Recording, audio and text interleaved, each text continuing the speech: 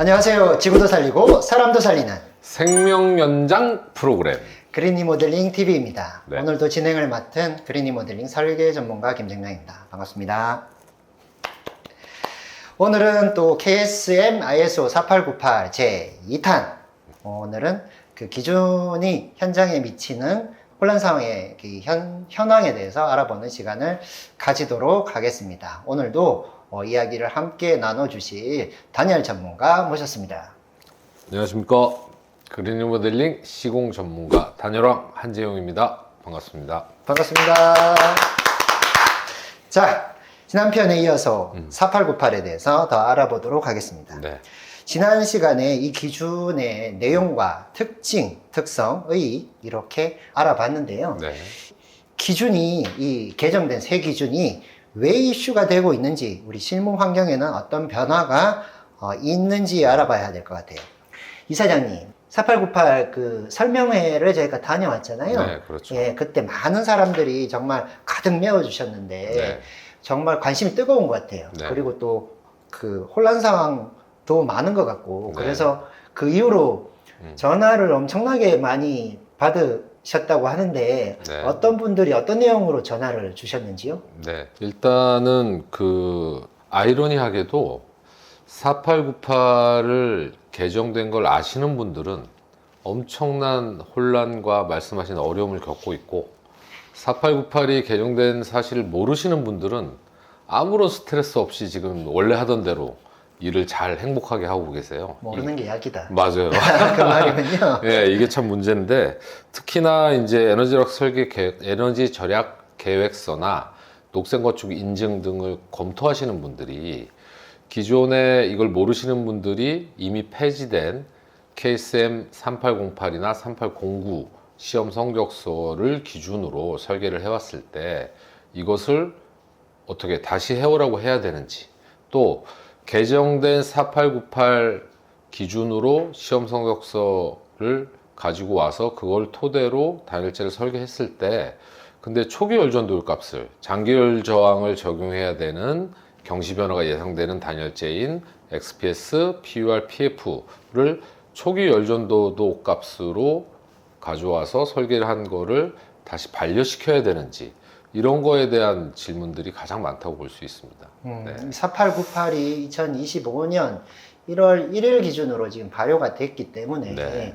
지금 현장에서 특히 이런 단열 기준들을 단열 성능들을 이제 검토하고 네. 이렇게 꽉 승인해줘야 되는 그렇죠. 분들이, 그러면 이제 바뀌었으니까 4898 기준으로 검토를 해야 되는데 이전의 성적서를 네. 가져온다. 네. 그리고 그것도 봤어요. 4898이라고 찍혀 있는데 네. 이 기준에 부합하지 않는 이제 성적들이 네. 성능들이 이제 표기된 것도 저도 봤거든요. 네. 그래서 이제 너무 혼란스러우니까 전화를 자꾸 걸어와서 이제 문의를 주시는군요. 네. 그리고 또 문제는 뭐냐면, 저희가 그거를 또 인증뿐만 아니라 허가권자도 사실은 이 내용을 모르는 경우가 있고, 또 하나는 시험을 하는 시험 기관의 시험원들도 아직 이해가 안 되는 분들이 있어서 이게 사실 전반적으로 다 혼란을 일으킬 수밖에 없는 지금 상황이죠. 네. 네네. 이게 보면 되게 단열재 시장, 건축 시장에서는 되게 큰 변화예요. 그렇죠. 변화인데 저도 이 그린님은 협동조합 하면서 이제 이게 바뀌었다. 네. 이런 걸 알게 됐지 아무도 알려주지도 않고 몰랐던 것 같아요. 네. 그래서 사실은 이 KS 기준을 만드는 곳이 기술표준원이라는 곳인데, 기술표준원에서 나름대로 공청회도 하고 홍보도 한다고 하지만 이게 실질적으로는 홍보가 좀 많이 덜 된 것 같아요. 그래서 아직도 지금 저희가 이렇게 방송을 하고 있는 이 순간에도 아예 모르시는 분들이 더 많지 않을까. 상당히 좀 안타깝고 참담한 심정이죠. 예. 일단은 저 지난 시간에 알아봤듯이 4898은 이 유기질 단열재 보온판들의 안 좋은 점을 세밀하게 이제 규정하고 네. 특성을 정의하는 그런 기준들인 것 같은데, 네. 현재 그 이제 쓰여지고 판매하고 있는 이 단열재들이 그러면 이런 특성들을 안 가지고 있는가, 없는 것을 뭐 만들어냈나, 추가했나? 이거는 또 아닌 것 같거든요. 맞습니다. 저번에 말씀하셨듯이 네, 네. 이제 여러 가지 분산되고 조금 부족한 부분들을 통합하고 네. 업그레이드했다고 말씀을 주신 것 같아요. 네. 자, 그러면 이 특성 4898이 여러 가지 성능에 대해서 품질에 대해서 규정을 하고 있는데 첫 번째는 단열 성능, 네. 그다음에 화재 안전성, 친환경성 네. 이 세 부분이 있는 것 같아요. 네. 단열 성능은 좀 긴 얘기가 될 것 네. 같으니까 조금 네. 뒤로 예, 미루고 예. 화재 안정성, 네. 그다음 친환경성 네. 이 두 부분은 현재 시판되는 단열재들이 이런 품질을 가지고 있지 않아서 문제가 되는 건가요? 아니면 다른 문제가 있어서 이렇게 지금 뜨거운 이슈로 되고 있는 건가요? 기존의 지금 연소성이라든지 난연성 시험은 원래도 하고 있었어요. 네, 원래도 있는 네, 원래도 있었고, 품목이다. 네, 그리고 실내 공기질 시험 같은 경우도 원래 있었던 시험이죠. 근데 앞선 시간에도 말씀드린 것처럼 그 시험 목적에 따라서 시편을 따로따로 제작하는 그 부분의 문제 때문에 이 4898 안에 항목을 다 집어넣어서 니네가 실제로 생산하는 제품으로 그 시편으로 모든 시험을 다 해라. 예, 그게 사실 중요해서 이게 다 들어온 게 아닌가 싶고요. 실제적으로 지금 화재 안전성 같은 경우는 앞선 시간에도 말씀드렸지만 EPS나 PUR, PF 같은 경우는 준불연 제품들이 시장에 유통되면서 많이 단점 보완이 됐지만 XPS는 아직까지 기술 수준이 그 정도 못 이루고 있고요.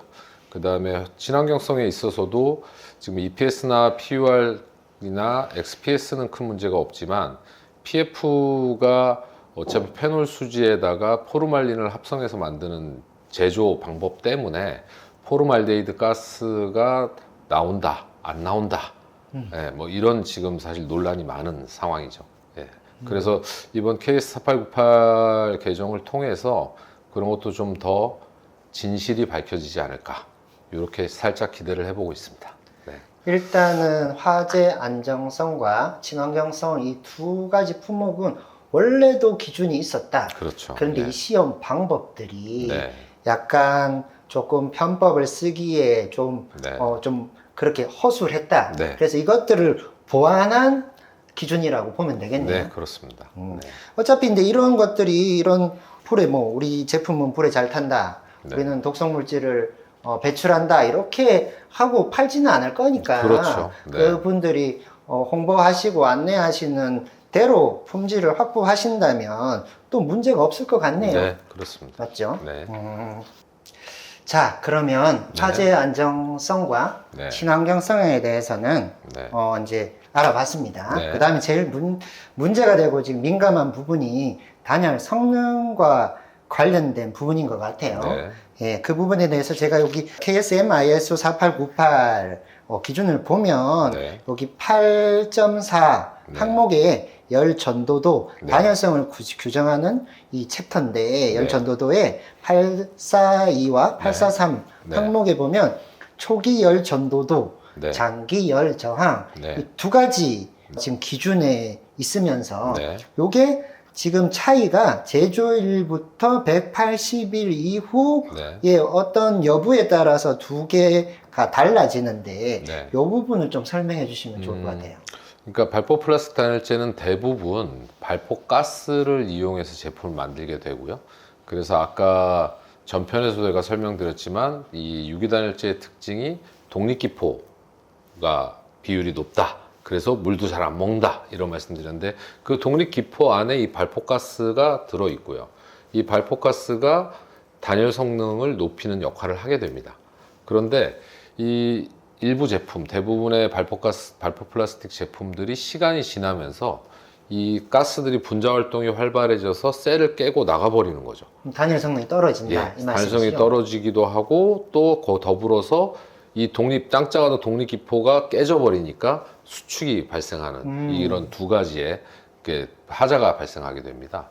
그래서 제조일로부터 180일 이후에 발포가스가 남아있지 않은 예를 들어 EPS 같은 제품은 케이스 4898에 제시되어 있는 초기 열전도도를 적용하는 거면 되는 거고 그 다음에 180일 이후에도 발포가스가 남아있는 XPS나 PUR, PF 같은 경우는 장기 열 저항을 적용해야 된다라는 것이 이번 ISO 48988의 핵심이라고 할 수 있겠습니다.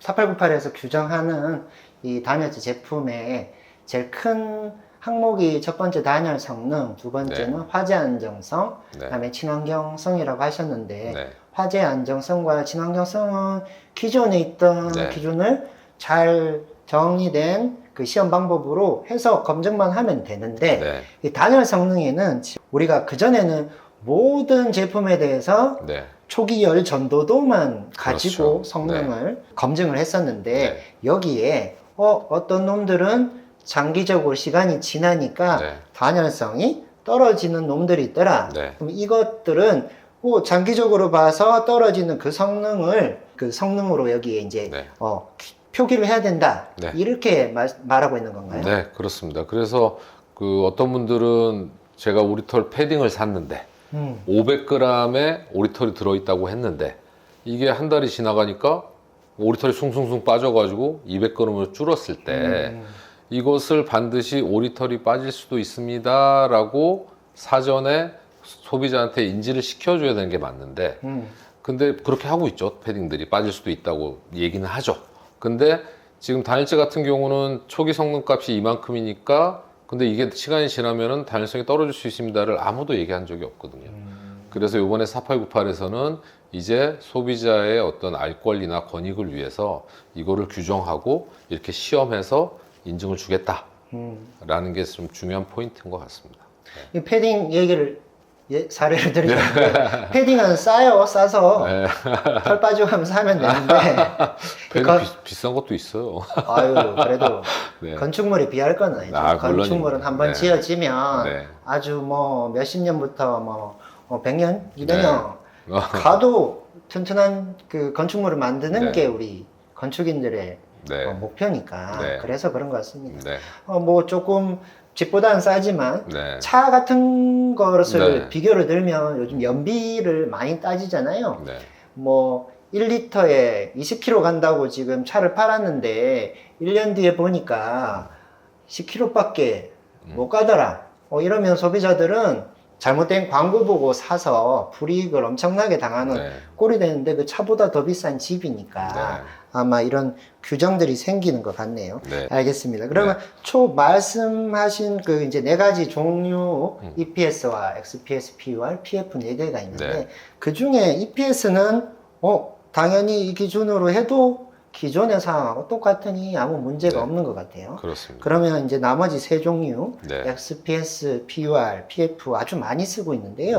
이것들은 그러면 이제 이 새로운 기준에 의해서 여기에 KSM ISO 11561에 따라서 장기 열 저항 시험을 하고 그에 따른 그 성능을 이제 그 단열재의 단열 성능으로 이제 마크해야 된다. 이 말씀인 거죠. 네, 그렇습니다.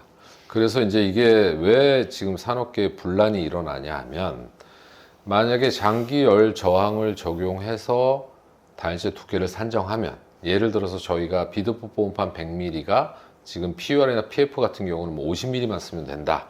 그냥 상식적으로 이렇게 되는데 장기 열 저항을 적용하는 순간 지금 0.02가 PF나 우레탄 보드의 일반적인 성적이라고 봤을 때 한 30%, 0.027이나 26. 물론 이것도 제조사에 따라 다릅니다. 제조사가 제시하게 되어 있거든요. 자기 제품을 자기가 장기 열 저항 시험을 해서 자기가 제시하도록 되어 있긴 하지만 일반적으로 저희 연구 결과를 보면 0.026이나 27 정도, 그래서 20, 30% 정도가 올라간단 말입니다. 그러면은 두께가 100mm에 50mm 쓰던 것이 이제 70mm, 75mm 이렇게 되거든요. 그렇게 되면 지금 단위 단가, 1mm당 단가가 비드법이 싸기 때문에 가격이 역전되는 상황이 벌어집니다. 그러면 아무래도 공간의 제약이 없는 한 워낙 건축은 전쟁이지 않습니까? 그래서 이 산업계의 지각 변동이 좀 일어날 수 있기 때문에 이 산업계가 더 민감하게 지금 반응하는 것 같습니다.